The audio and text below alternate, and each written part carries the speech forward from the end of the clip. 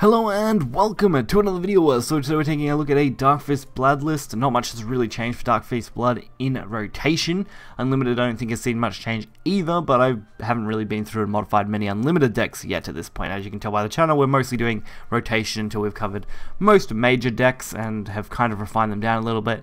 Then we'll start covering Unlimited interspliced between, which will be quite fun. The only new card is Unleash Nightmare, which is great for flooding the board and drawing cards, so definitely an amazing card overall. Getting 2/1/1s basically guaranteed, especially in this deck where the only real cards that you can draw that don't give you something are of course the amulets and spells, which, I mean, 20 followers, it's about a 50-50 sometimes when you're drawing, so yeah, it's fair.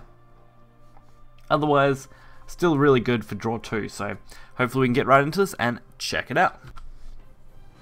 So the first game for this video is against Dragon. I can't guarantee the quality of these matches, unfortunately, as this deck I found a little finicky only because of the current decks that I had to go up against. Mostly Sword is an issue for this deck at the moment in my testing, although I think that's just me not being used to playing it and getting unlucky. You know, sometimes during the days you go to play and it's just an absolute nightmare on ladder. Other times of the day it's a little bit easier, so you really got to pick your battles well when you're going into a global game like this for choosing opponents. So Alexandrite Demon is definitely a good play on two if you don't have anything really substantial play, as it's a good draw. The real problem I find with this deck is because it's so much slower than Unlimited, I just feel it's always clunky when I'm trying to get out any kind of crazy play. And the Dragon getting their core out this early really hurts me. Especially when we have Right Frost Dragon Unit coming out right there. But by the looks of it, we have got a way to at least deal with the majority of this pretty reasonably. It's not going to be perfect, but it's definitely going to be in a more comfortable way. And we're still going to get a couple damage to face, which is basically just negating the healing we did.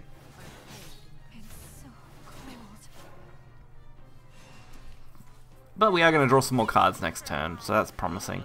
Although I think, we're going to draw one card next turn, because that's actually deal 2 damage. I always got to remember that about its amulet. Sometimes I'll completely blank that its effect actually took place first when I'm doing the recordings afterwards, but either way, we can go pretty solid with the Unleashed Nightmare for extra draw. If I hadn't have made this error though, I actually would have got a Florus out this turn, which would have been infinitely better than this play, to be honest. It was too late once I'd already committed though, I may as well go all in. I should have went for the 4/2 plus the Wings of Lust, then the double, just so I could get out the extra, but I didn't really have that luck, unfortunately.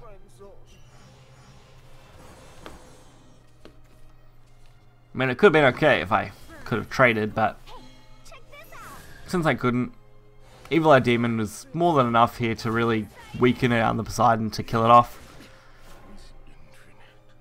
And we've still got one Evo point, and considering we have Vera in hand, definitely doesn't look like a bad option.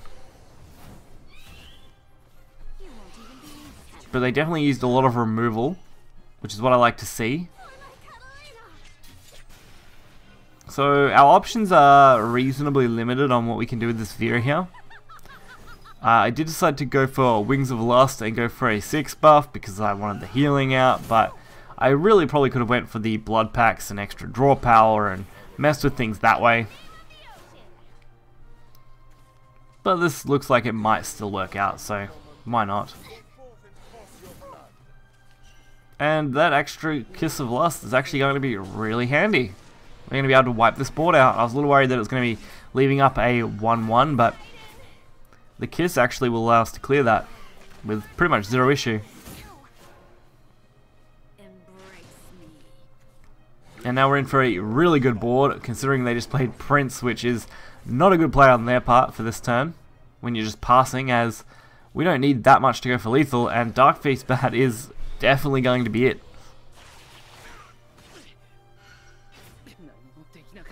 So closing out the game very easily on that one. So for our second match, we're going up against Blood, which I don't think is quite as good a game as that Dragon one was. But I mean, it's still a game. We still ended up getting there in the end, and that's going to always be the important part of these videos, being able to show off the deck. And of course, it's mostly its strengths. I want to show off the strengths for the most part, and then talk about the weaknesses as we go. But this deck is definitely weak to more aggressive plays overall, as most kind of turn end games decks are. Anything that can close before turn 6 can be really difficult to deal with. The really only thing you can do is take advantage of your healing. And of course, since we're not running the new amulet, our healing sources are basically limited to Florus and Kiss of Lust, which isn't very much as far as options go. So Unleash Nightmare is really good here. When you can get it on empty board on 3, that's absolutely amazing. We do need to deal with this 5-3 though, and preferably do it now, so at least we had the bat to go for that. And due to this setup, we can actually do this very nicely.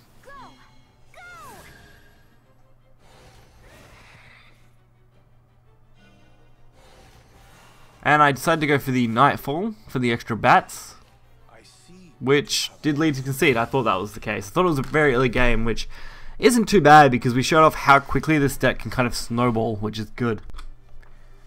So while I would have liked that last game to be a little bit better as far as showing it off, like I mentioned, it does snowball very quickly with bats and things like that, especially when you go Unleash Nightmare into a decent turn 4 play like we did with Parish, so definitely can work out in your favour quite nicely. I think our setup would have been fairly simple anyway. We pretty much had a rock solid hand as far as going for draw power and whatever else we would have needed for the future, which shouldn't have been too hard to take the game with that kind of board presence. So if you guys did enjoy this video, please hit like button and subscribe. You'll find the deck list in the description below. Until next time, see ya.